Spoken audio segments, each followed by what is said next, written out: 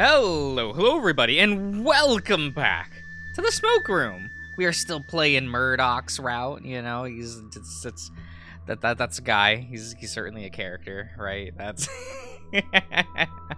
you know me, known Murdoch hater. Can we call it that? More like I don't care. People will present Murdoch in front of me, and I'm like, I mean, you could present literally anyone else, right?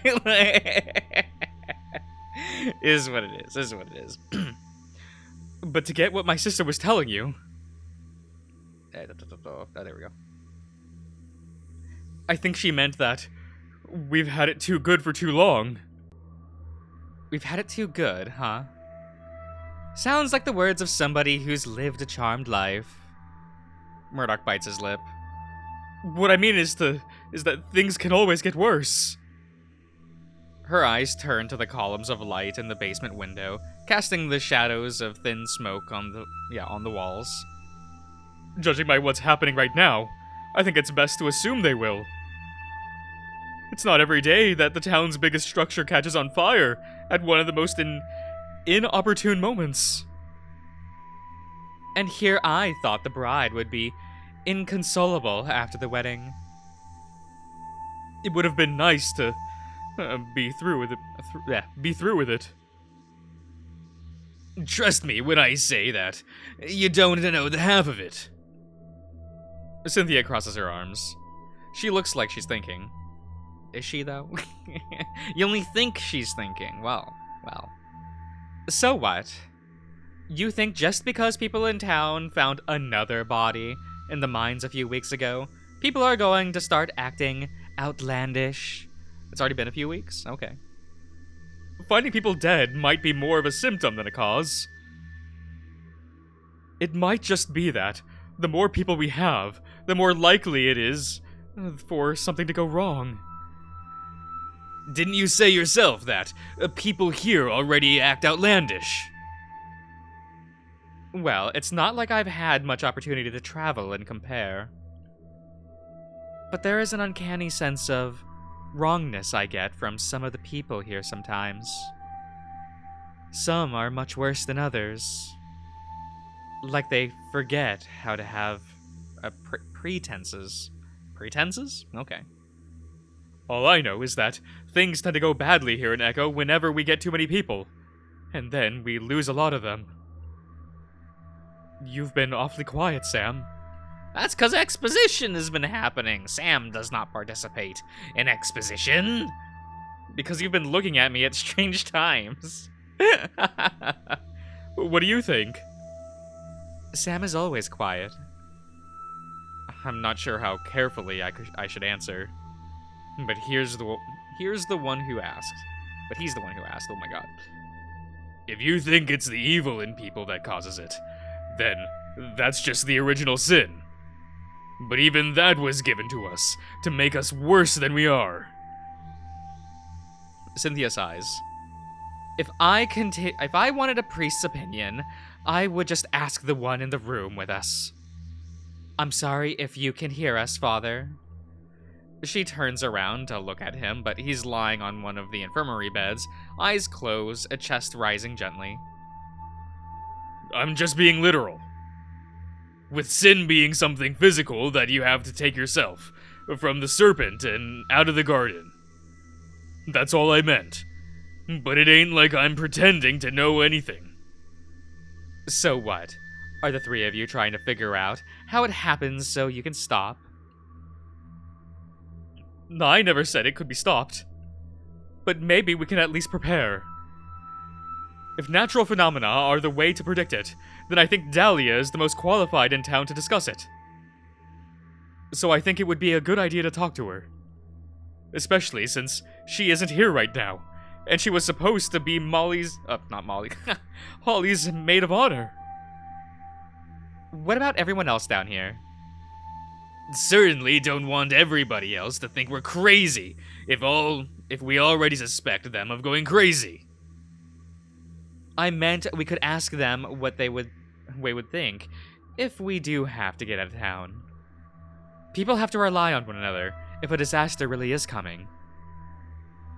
I don't mean to say the obvious, Mr. Burns, but if your other sister believes in this stuff too, wouldn't it make sense to compare notes with her? Murdoch seizes up a little. I can talk to them. I don't mean any offense, Sam, but do you really think you're the best person to? Considerably. Sometimes you can understand things better when you're less attached. She looks at mine. Yeah, she looks at mine, then Murdoch's, and then Ralph's expressions. Okay. Maybe so. I can tell that she doesn't really believe in what I said, but she's definitely picking up that there's something else going on. Who should I talk to first? Jim! Oh, the cat though! Best option, okay. Good afternoon. The three of them stop talking. Oh! It's you! Both Jim and Neil aren't making eye contact with me. We're being addressed, gentlemen. Oh. I'm parched. Excuse me.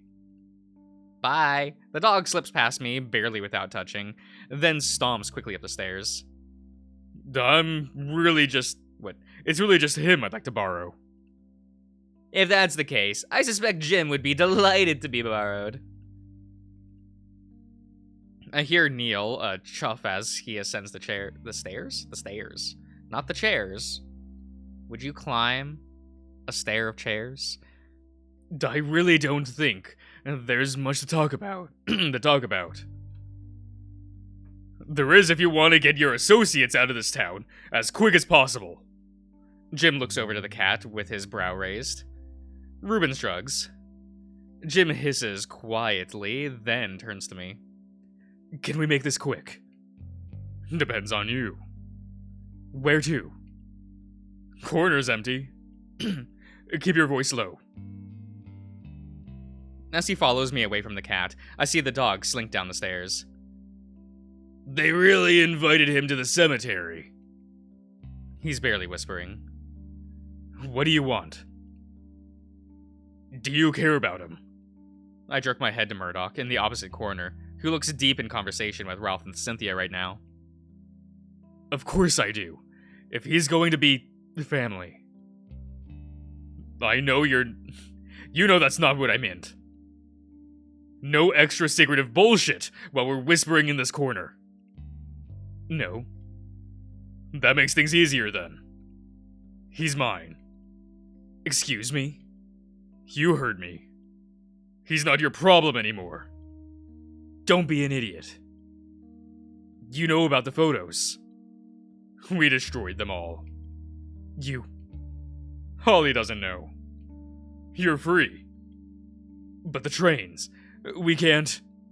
We're working out the situation with the trains later. Now that you're off the hook, there's no reason for you to stay. But what about... He looks at Murdoch again. Now, excuse me. Now don't you worry. I'll make it so you won't ever have to see him again. Now, if you meet me outside in 10 minutes, I know a place you and your fellas can squat safely until the station is open again. Jim hesitates. What's the matter? In truth, I don't see the point of splitting up if we're going to the same destination. Who says we are? If the fire gets bad, there's a call for evacuation. Holly's brother hasn't wronged me. If he needs a safe place to sleep, then I can provide, for a while. But what if he told you he's sick to death of you? Ah, there's the panic. Then I'd presume you were lying. Seems like we both have a lying problem, don't we, Jim? You haven't destroyed the photos, have you? Can't say I have. He swears. Listen, Jim. Just know that me and the group of My people expect that something real bad could happen in town soon. Bad how? Something a lot worse than just a fire. If you stick with us, and stick with him, I gesture towards Murdoch. we can keep each other safe. If that's what you really want. I pat him on the back without letting him respond. I want to believe he'd help Murdoch if something happened. But there's no telling what he could do under the gaze of his friends. Jim can pine over Murdoch in secret all he wants. It's pointless if he can't help when he's needed. Speaking of his friends, they're apart. Jim acts different when he's near them than when he's alone. Might be worth to see if they act the same way. I want to talk to the cat doll. Hello again. Oh. I hear the contents of his drink splash to the floor. It's you. It's you. Yup. You know, my boy, you're surprisingly quiet for a man of your size. Oh, that's a good expression. That's a good angle. That's really nice. I'm accustomed to it. Well, with your footwork and the parlor of your pallor of your fur, it wouldn't be difficult to think you an evil spirit. My fur? Yours is whiter than bleached baby powder. Yeah, you seem to be the one haunting us at the moment. You were a lot nicer last night. Are you unnerved by my fur's pallor, or is it just that you didn't expect to see me again? I certainly didn't expect to be talking to you ever. Things really are run differently in smaller communities, aren't they? I lower my voice. Around here, you genuinely need to establish a repertoire with your holes instead of pushing them away on a plate with the, What are these words? With those words. He opens his mouth to say something and then stops. What do you want? Aren't you a doctor? Yes. So you'd be useful in a medical emergency, is what you're saying. I don't like how you're leading with this. Is something going on that I should know about? Probably. He lifts his brow. Probably. Has Jim's fiancé ever brought up anything to you called the Calamity? I don't talk to Jim's fiancé. That's probably for the best. Okay. I close my paws together. Folks in this community believe that there's a cycle of bad things that happen every so often. Superstitions. Huh. More like patterns without explanations, yet. It's supposed to make people act reckless for a good while. Do these people also mention attacks from spirits? I think so. Are you retarded? It's my turn to blink. No. Then be more mindful of your stories, especially considering your means and your line of work. What if I put it like this? If enough people believe that they had an excuse to act their worst, what if they collectively seize that opportunity? Is that easier medicine to swallow, Doctor? It's at least in the realm of believability now. You have reason to believe this will happen soon. The manor is too big for the community. There's no way the people in town would take this other than a sign. He looks to one of the glass basement windows, where the sky outside is growing a darker pink. Calamity or not, smoke inhalation is harmful. I don't think Jim or Neil would disagree. And an alliance is in our best interest. I'm glad you think so. Just clean up your presentation when you extend our arrangements to further parties. Criticism taken. The senators on standing, yes, at the top of the ceiling, at the top of the cellar stairwell. That is what that says, Josh. You can do it. I believe in you. Oh, okay, so we have to talk to them. Neil's standing at the top of the stairs, swirling what looks like champagne in a little glass. He's the cold one. I noticed that he likes to complain. Same. Don't have much to bitch about when he finishes in his mouth last night. Can I call you Neil? He looks my way, alarmed, almost as if the door itself was doing the talking. I didn't ask for assistance. And I'm not here to assist. He looks me over mildly. Then I suppose we don't have much to talk about. I have a feeling you'll want to hear me out. You a reporter? No. Open your jacket. Why? No microphones. Feel for yourself. He walks up to me and pats down my jacket, then my shirt, then my shoulders, then brings his hand close to my face, looking me in the eye.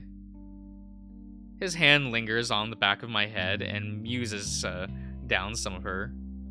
He's definitely still thinking about last night. When the moment passes, he pats my cheek twice. My deepest apologies. Conversations with strangers like that usually start as a shakedown. You're used to shaking the shakedowns then? More than a boy like you would probably think. I'm 25 years old. Yeah, there's a considerable gulf of age and experience between us. Don't take it personal. Now what do you want? I hate to admit it, but he has a point. If he really is as influential as he says he is, somebody might do something for him before they would do it for me if they knew. That could come in handy if I need a favor in the future. You said it yourself that the trains aren't running. What do you plan on doing if they don't start up tonight? Was it to you? Me and my friends know the back of this town better than anyone. If our feelings are right, something bad is going to happen in town before the night is up. I figure we'll be safe in bigger numbers. He looks concerned now, but not necessarily convinced. A strapping buckshot such as yourself should be able to take care of yourself. Why are you interested in traveling with somebody like me? There are certain kinds of people who'd want a senator to remember their name if they were in a pinch. They look me up and down, slowly. And there are certain kinds of people who'd love to see one bleed. You'd protect me then. I'm not unfamiliar with that kind of work. He sidles up closer to me. You're certainly familiar with work. You give proper service. He delivers that line. He delivers that line. He sounds like he's speaking to a soldier. The only hint of joy in his statement is a sly smile on his face and the smell of excitement on his neck. He rubs a whisker on me before he pulls back, still smirking. I'd wait to see what my associates think first. If you hear from me again, you'll know what conclusion we came to. That's the last of them. Let's talk to the bride now. Okay, that's sure. She sits there on the infirmary bed, gauzy white, okay, splotched in crimson, sprawling out almost like a cobweb, caught in the corner. Her wrists move quickly in her little pocketbook, whose scribbles holds all of the attention of her gaze, and none given to me. But she speaks first when I approach. Thoughts about my offer some more? Bit late for that, ain't it? Her quills doesn't stop. And how do you figure that? I need to answer her carefully. Very carefully. Folks are, a bit, Helter? Helter-skelter. Helter-skelter? What does that mean? What? Guys, tell me. Comment, please. What is this phrasing? It's fun that it rhymes, but what does that mean? Well, with the fire and all, They've talked already about how to get out of town quickest. Weren't you trying to get out? Not much point in getting out if I'm sent straight back a week later. No, this needs to be tidily done. And you're anything but tidy, Mr. Ayers. I hear her nails click against the quill. It ain't my fault what's happening. Echo ain't so tidy itself. Well said. She sneers a bit and starts writing again. So I clear my voice and shift the weight from the left paw to the right. I figured it might be worth asking if you know anything about how much time we have to get out. I won't waste either of our times if you don't. The quill stops again. She snaps the book shut and tosses it to the bed. We have no reason to be enemies, Mr. Ayers, but there's simply no reason to trust you. Granted, we're stuck down here and have some time to kill, and I'm quickly running out of people to talk to. So be it then. I'll cast what I know, pearl drop by pearl drop, on those thick and thieving shoulders of yours, though I doubt it will inspire anything in a creature like you. She adjusts herself and leans towards me. Have you ever loved, Mr. Ayers? That was sudden. Not really relevant to what we needed to be talking about either, but I doubt she'll tell me otherwise if I don't play along.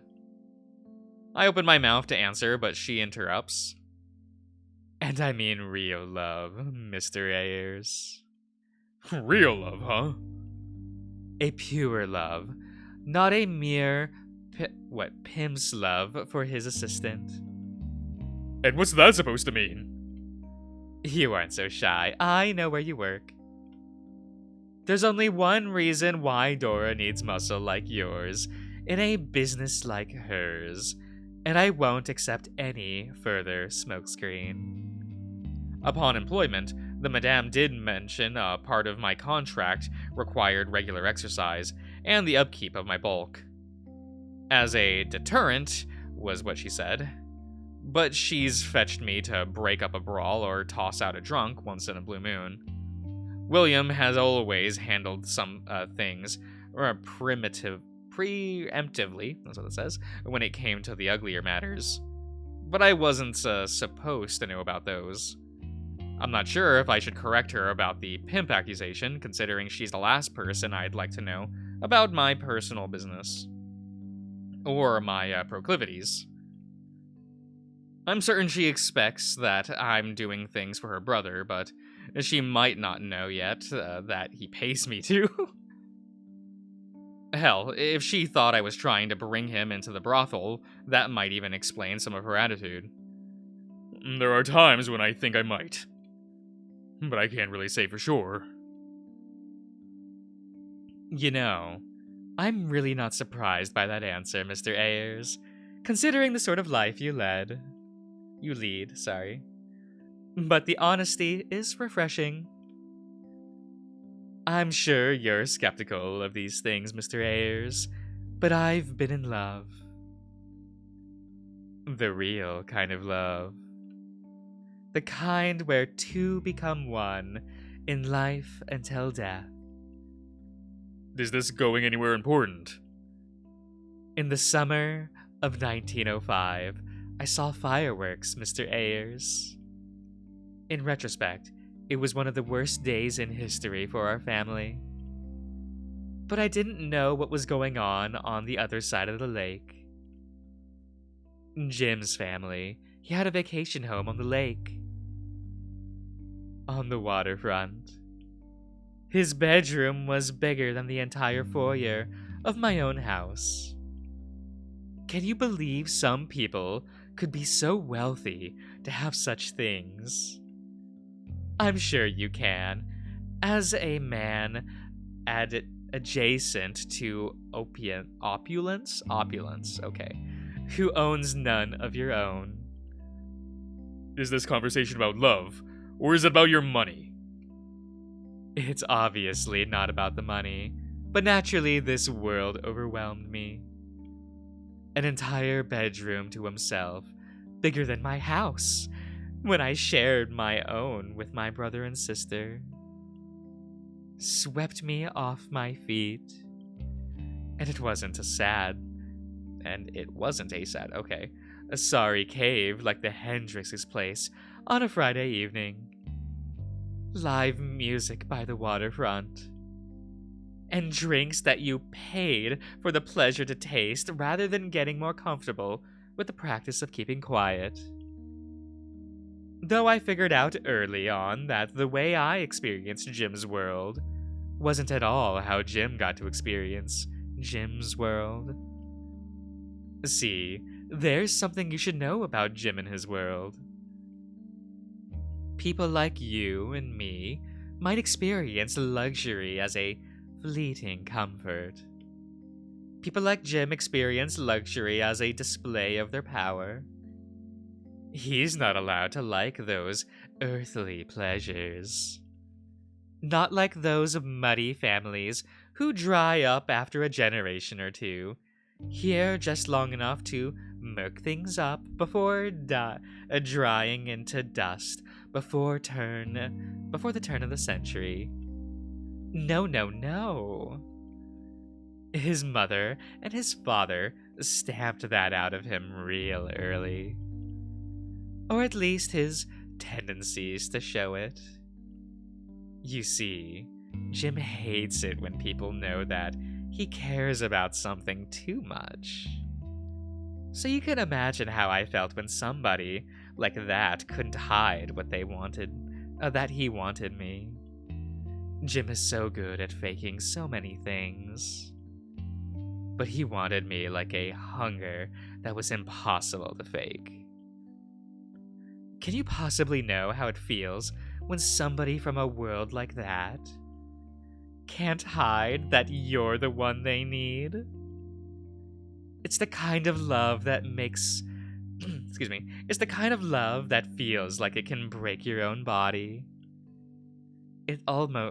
She almost sounds like me when I used to think about Jack. I hate that part of me. Does any of this have to do with this calamity? Because the moment something feels too good to be true here, disaster. The boy who wasn't really allowed to love things became the love of my life on July 4th, 1905. The next morning, my little brother was dead. I'm sorry. Your brother's name was, Seamus, right? The corner of her mouth tightens, as if I didn't have the right to say it. That's an interesting fact about my family for hired help to simply know. That event changed the course of all of our lives forever. Even today, when I finally have the opportunity to change my course, this pissy little hole in the ground won't have that. There was a time in my life where I think I was more like my sister.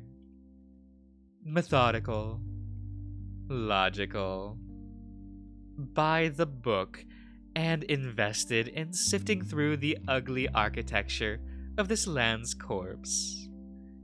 I even got Jim interested in fossil research so he could get me easier access to the rock. But he unfortunately developed a genuine interest in the chemical makeup of calcified dirt. I, conversely, stopped taking so much stock in science. Science says that the land which you walk on shouldn't have the capacity to hate you. Science says that the land shouldn't have the capacity to laugh at you when you're given just a taste of the best life has to offer. Just enough to leave you spoiled.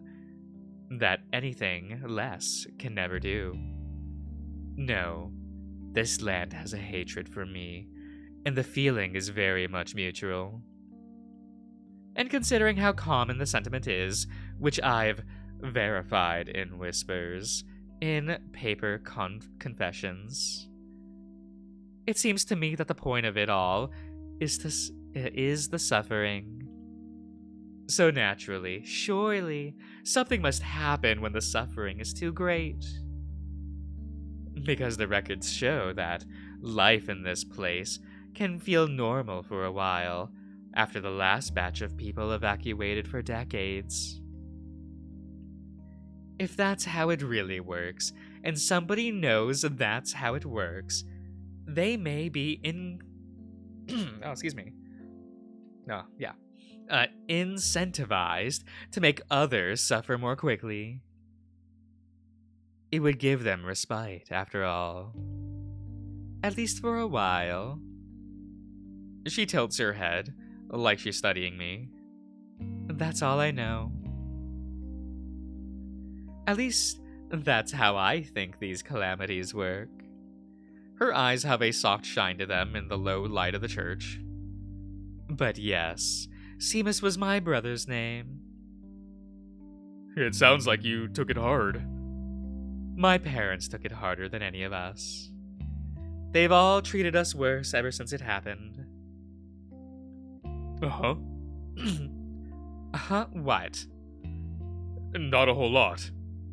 It just sounds to me like you're more resentful about how they treated you than you are of your brother dying.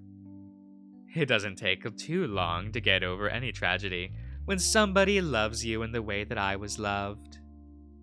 Do you think that sounds monstrous?